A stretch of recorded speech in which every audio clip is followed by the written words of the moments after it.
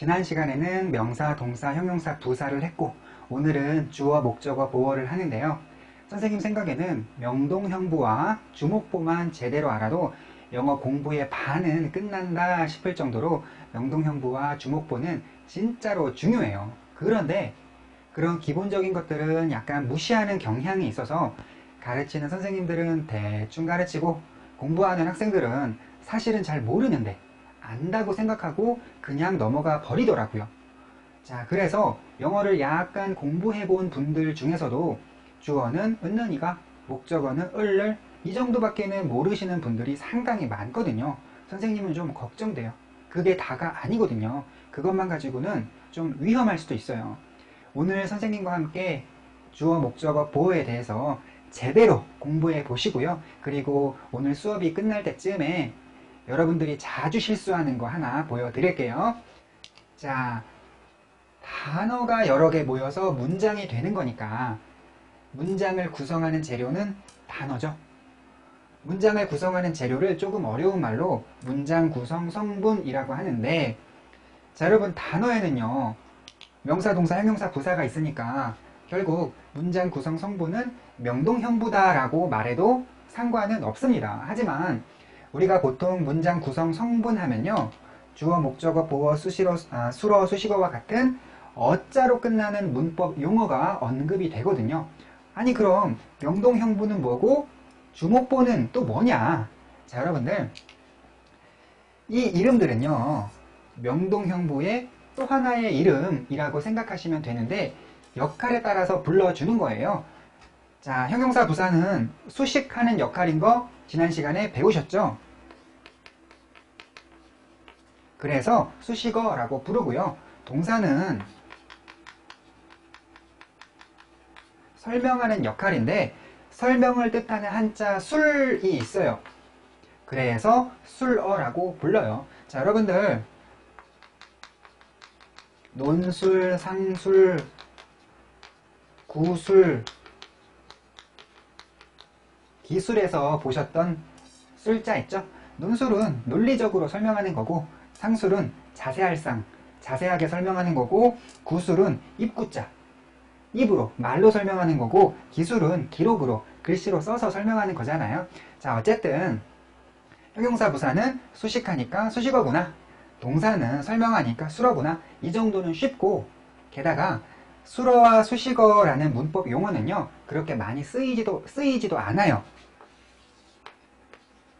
자, 그다지 안 중요한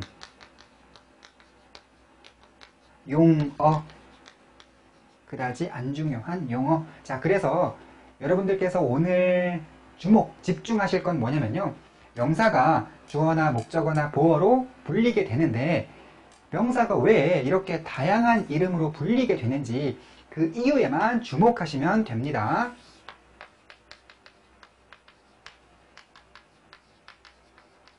중요한 용어.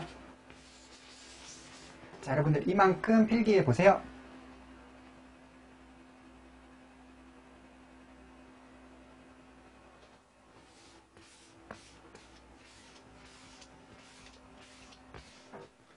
자, 여러분 마치 농구팀에 센터가 있고 가드가 있고 포워드가 있는 것처럼 문장 속에도 단어들이 저마다 맡은 역할이 있거든요.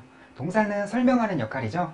동작을 설명하거나 상태를 설명하거나 정체를 설명하거나 기타 등등 설명을 하는데요. 여러분들도 동사를 보시면 이 녀석이 설명을 담당하는구나 라는 것을 느끼실 수가 있어요. 동사는 다자로 끝나잖아요. 다자를 통해서 설명한다 라는 느낌이 강하게 전달되거든요. 자, 먼저 일반 동사를 보시면요 일반 동사는 동작을 설명하거든요. 한국인은 김치를 먹는다 해서 먹는다는 한국인의 동작을 설명하고 개가 민수를 물었다 해서 물었다는 개의 동작을 설명한다는 게 여러분들 느껴지시죠? 자, 여러분 일반 동사 예문 속에서 동사 말고 다른 단어들의 역할도 한번 알아볼게요.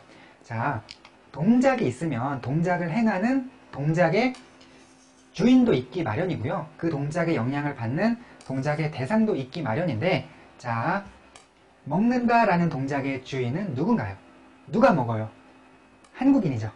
그리고 물었다라는 동작의 주인은 누군가요? 누가 물었어요?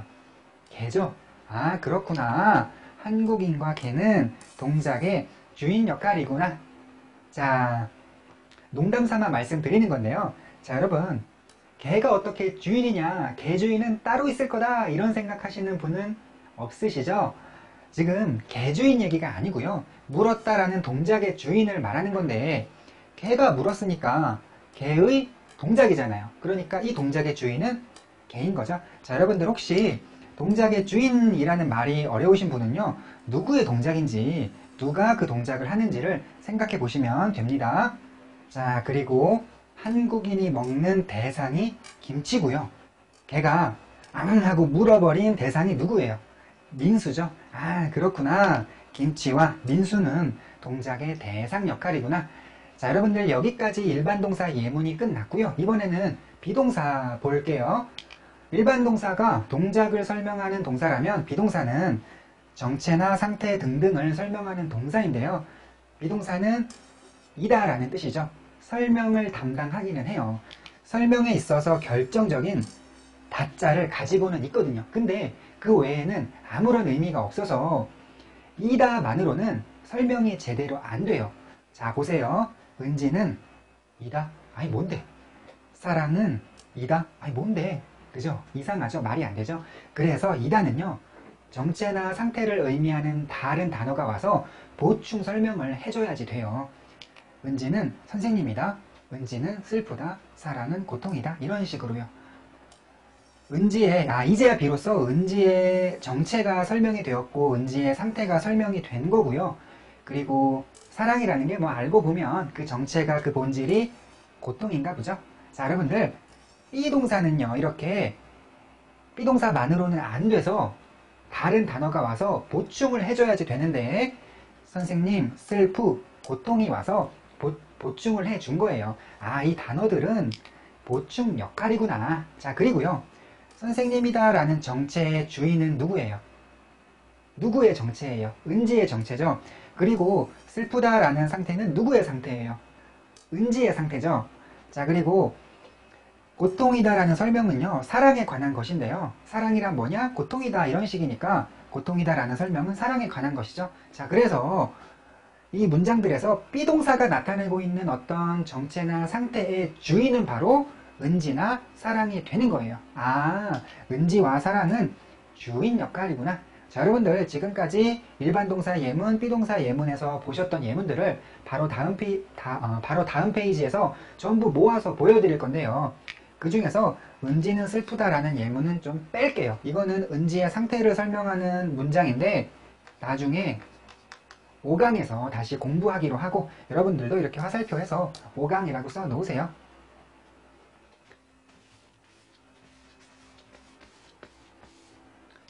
자, 영어 문장과 국어 문장을 함께 보여드리고 있는데요. 영어 문장과 국어 문장을 비교해 보면요, 영어에는 개, 국어에는 개가, 영어에는 민수, 국어에는 민수를. 자, 여러분, 은는이가 을를은 국어에는 있지만 영어에는 없어요.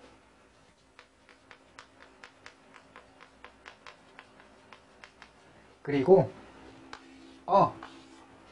어라는 것은 영어에는 있지만 국어에는 없어요. 자, 은는이가 을를 어는요, 영어, 국어의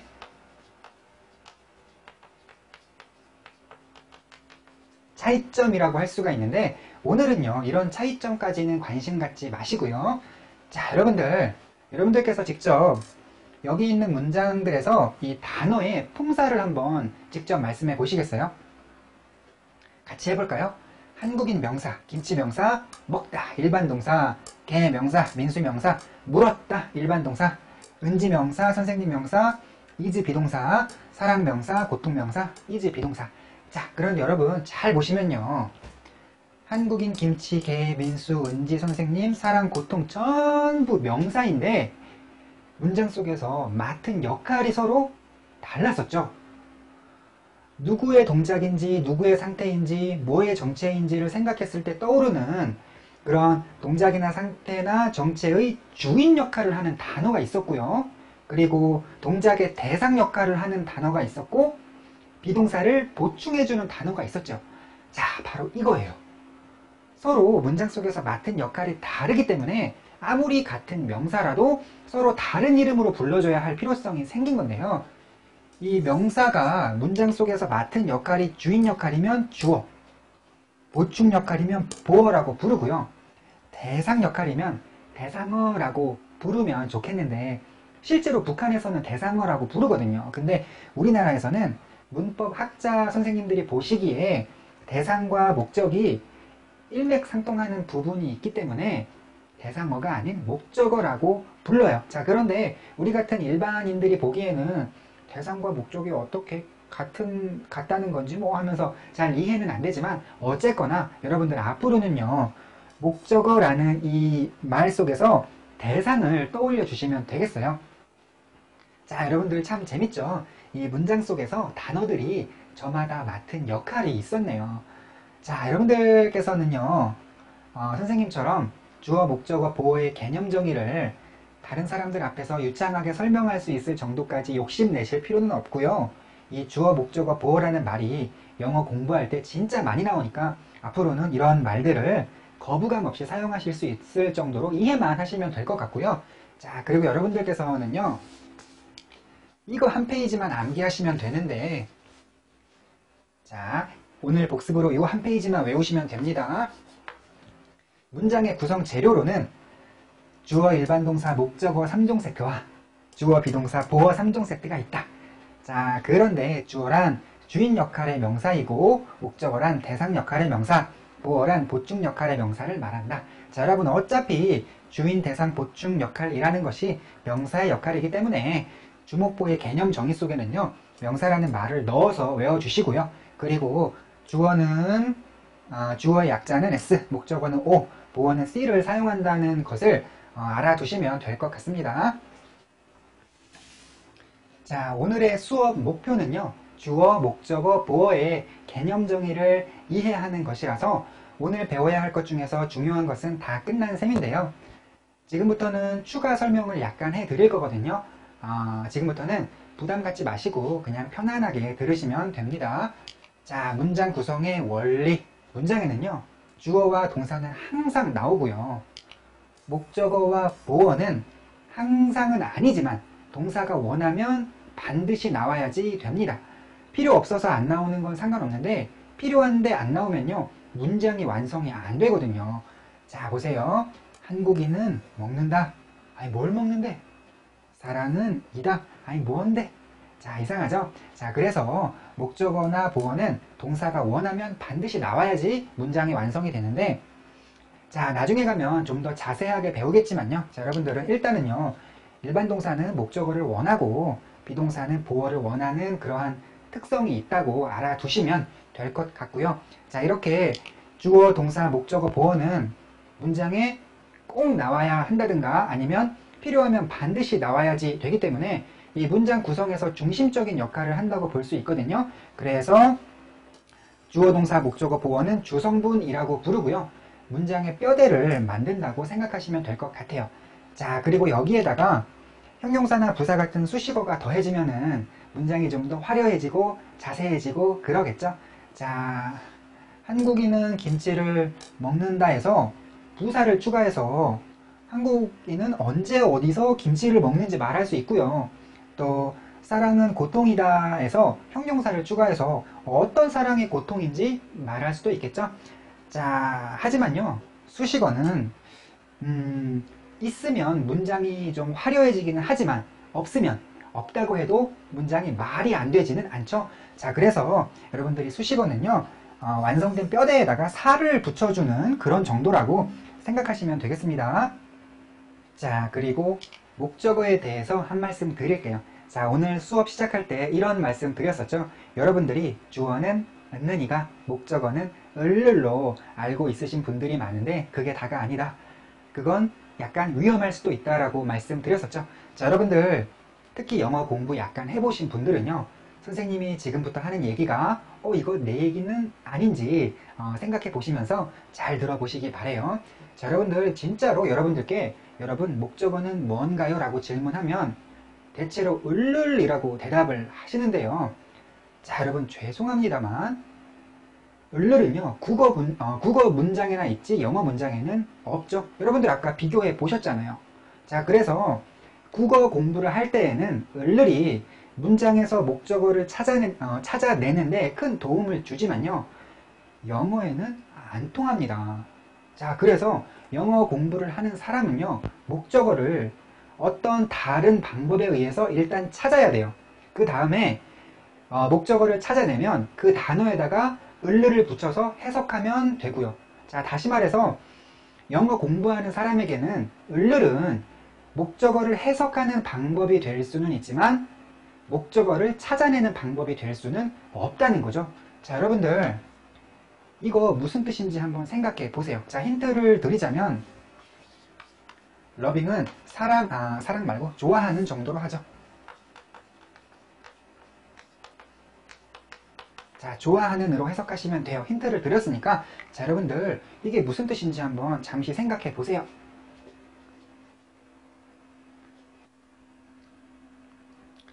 자, 사람들이 좋아하는 그 고양이라고 생각하시는 분. 자, 사람들을 좋아하는 그 고양이라고 생각하시는 분. 자, 여러분 둘 중에서 어떤 게 맞을까요? 여러분 어떤 거 고르셨어요? 자, 여러분 둘 다 틀렸습니다. 자, 이것의 정확한 뜻은요, 그 고양이를 좋아하는 사람들이라는 뜻이에요. 자, 선생님 생각에 이렇게 생각하신 분들이 훨씬 더 많을 것 같은데요, 어느 단어가 목적어인지 헷갈리신 거죠? 고양이를 좋아하는 이게 맞는 건데 어느 게 목적어인지도 몰라서 아무 거에나 막 을을 붙이면서 목적어 안다고 말할 수는 없는 거겠죠. 자, 여러분들 선생님이 지금 은는이가 을을이 안 중요하다고 말하는 건 아니에요. 다만 그게 전부는 아니라는 거죠. 목적어가 뭐다라고 제대로 알려면요, 목적어의 개념, 목적어 찾는 법, 목적어 해석법 이렇게 세 가지를 전부 아셔야지 되는데, 목적어의 개념은 오늘 배운 대로 대상이에요. 대상, 동작의 대상. 자, 그리고 목적어 해석법은 을를, 목적어다 싶은 게 있으면 을을 붙여가지고 해석하시면 돼요. 자, 그렇다면 목적어 찾는 법은 뭘까요? 자, 이거는요 다음 시간에 말씀드릴게요. 우리가 다음 시간에 수업할 내용이거든요. 선생님이 다음 시간에 영어 문장에서 목적어 찾는 법은 이거다 라고 딱 잘라서 말씀드릴 건데요, 문장이 짧고 간단할 때에는 그런 방법이 큰 효과를 발휘하지는 못할 수도 있어요. 왜냐면은 문장이 짧으면 단어가 몇 개 안 되니까 찍어도 목적어가 뭔지 맞힐 수 있거든요. 자, 하지만 문장이 길고 복잡해져서 이렇게 많은 단어 중에서 어떤 게 목적어지 싶을 때에는 선생님이 말씀드리는 그 방법이 진짜로 큰 효과를 발휘하게 될 거예요. 자, 그리고 오늘 말씀드릴 마지막 내용인데요, 핵심은 먼저, 디테일과 예외는 나중에, 우리의 공부 전략인데요, 선생님이 여러분들께 일반 동사는 동작을 나타내며 목적어를 필요로 하고 비동사는 이다 라는 뜻이다 라고 말씀을 드렸거든요. 자, 그런데 사실은 좀 더 자세하게 공부를 하다 보면 일반 동사가 전부 동작을 나타내는 것은 아니고, 일반 동사가 또 항상 대상을 필요로 하는 것은 아니에요. 또 비동사가 이다 라는 뜻 말고 다른 뜻도 있습니다. 하지만 처음부터 이렇게 복잡하게 할 필요는 없는 것 같아서 여러분들에게 쉽게 설명드리기 위해서 처음에는 일단 이 정도로만 말씀을 드렸는데, 나중에 가면서 점차 이 자세한 내용까지 말씀을 드리도록 할게요.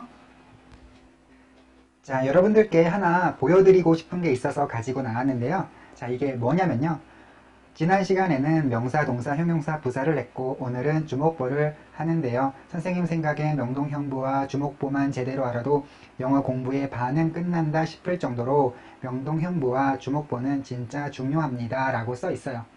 자, 오늘 강의를 준비하면서 선생님이 준비했던 강의 대본이에요. 선생님은 강의를 촬영할 때 입에서 나오는 대로 말을 하는 것이 아니라 이렇게 오늘 수업할 내용을 다 타이핑을 해서 읽어보고 수정하고 읽어보고 수정하고 이런 작업을 여러 번 반복한 다음에 이 대본이 마음에 들 때에 이 대본을 토대로 강의 촬영을 합니다. 한 강의 한 강의마다 정성을 쏟아붓고 있는 건데요. 자, 여러분들 선생님이 김치 부침개를 좋아하거든요. 자, 심지어 그런 김치 부침개도요, 정성껏 만든 것이랑 대충 만든 것이랑 맛의 차이가 있어요. 자, 하물며 이런 영어 강의는 어떨까요?